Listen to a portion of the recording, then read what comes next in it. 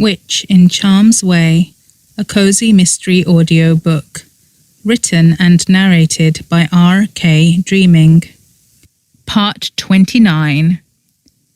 Chapter 16. The Oncoming Dawn. "Oh, no," I muttered quietly to myself. I was inside a holding cell at the police station all alone. I paced up and down its length, glancing at my watch what seemed like every few seconds, watching the minutes tick by. Things were no longer a laughing matter. I had been here a couple of hours now. Jasper and Allegra were not with me. As it turned out, they hadn't done anything that Agent Constantine considered an arrestable offence. But neither had I, and yet here I was. Apparently Oberon Malte Sr. had insisted on pressing charges against me for trespassing and property damage. Not against Jasper and Allegra, just against me. Because I was the one who had goaded him into attacking an officer of the law. I was the reason why he had been placed under arrest. I was lucky I wasn't in the same holding cell as him. And I was also darn unlucky that I wasn't in the same holding cell as him. Because they knew that he was a vampire. So he was in a completely sunlight-proof holding cell where the coming dawn wasn't going to fry him into bacon. Me, on the other hand, there was a window in mine, a narrow strip of window all the way along the top of the cell, letting in nothing but a glimpse of starry night sky for now, but that was going to change the moment dawn arrived. I had until 7 o'clock in the morning. Dawn would arrive at 7. I checked my watch. There were still many hours to go, but that was little comfort to me. The police station was emptying of officers. All around me I had nothing but silence. The little bed in the corner of my holding cell was ominous. Clearly I was supposed to go to sleep in it and spend the night here.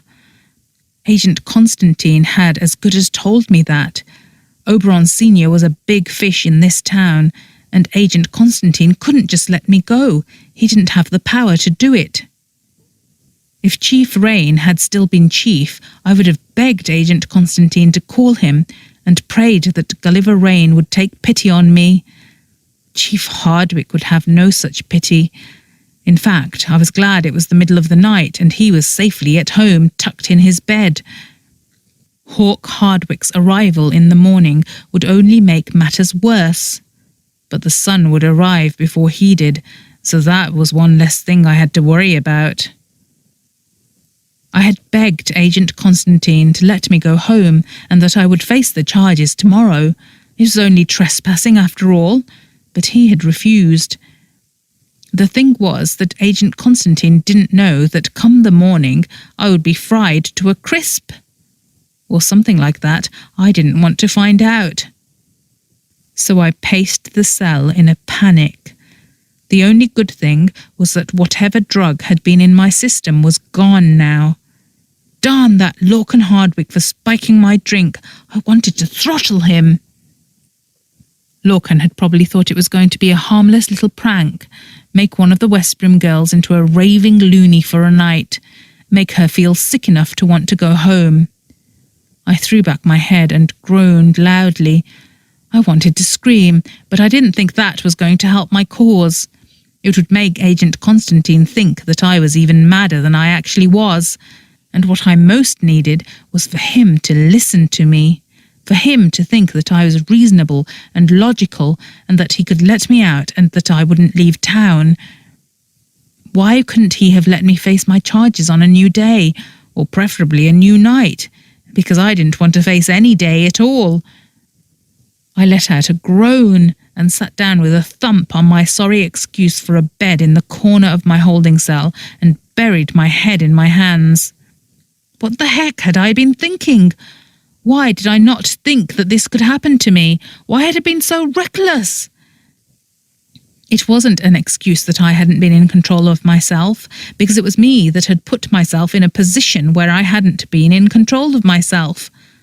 I was too old to blame other people for my own mistakes.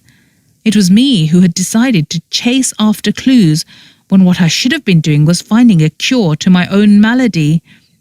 That should have been my number one priority. Instead, I had gotten wrapped up in this whole malarkey, and now I was in a world of trouble. Soon, Agent Constantine would go home, and there would be no one left to help me. I went to the bars of my cell and was about to shout for him, but then I stopped myself. I had to think. I had to make a plan before I started babbling things at him again that wouldn't help my situation.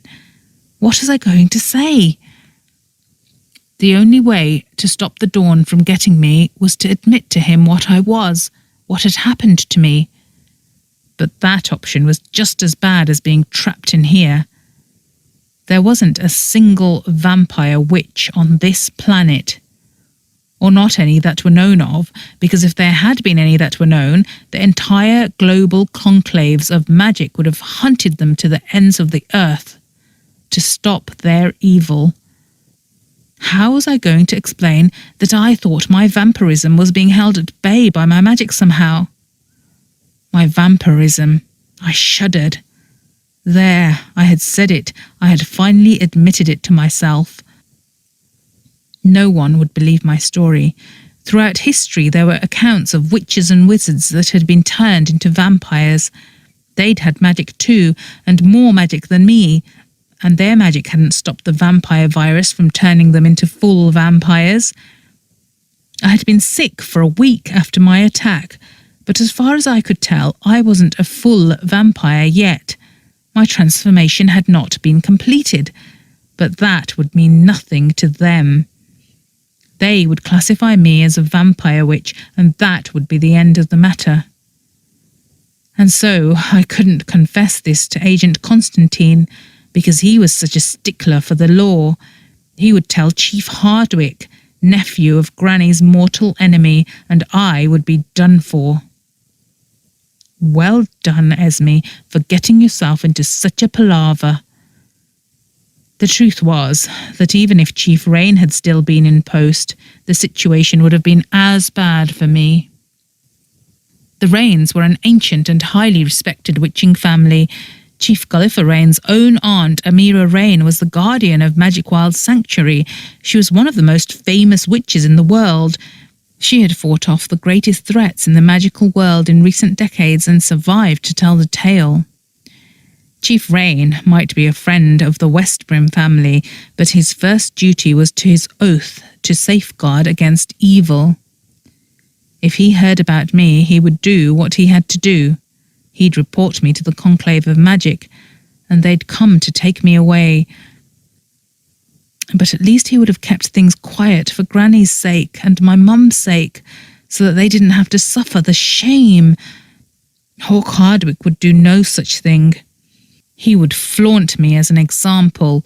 Look, everyone, at the pink-haired Westbrim witch, the once great hope of their family, gone bad. Look and be afraid. I drew in a shaky breath. Angry tears had come to my eyes. It wasn't fair. None of this was my fault. I hadn't asked for this to happen to me. I wanted it to stop. I had come to Brimstone Bay for that reason, and now it was all over. I wasn't going to be able to stop it, because the dawn was coming. The sun was going to destroy me. Either that, or I was going to have to admit what I was to Agent Constantine, or whoever came on watch after he went home. I was going to have to admit what I was. Still clutching the bars of my holding cell, I found myself sinking onto the ground. I was shaking. I bowed my head and pressed it against the cold steel. Even if I'd had my wand, I wasn't going to be able to ether hop out of here. I was so poor an excuse for a witch that they didn't even need the safeguards that they had put on here to protect against magic. The sound of a throat being cleared made me jerk upright. To my shock, Agent Constantine was standing on the other side of the bars watching me.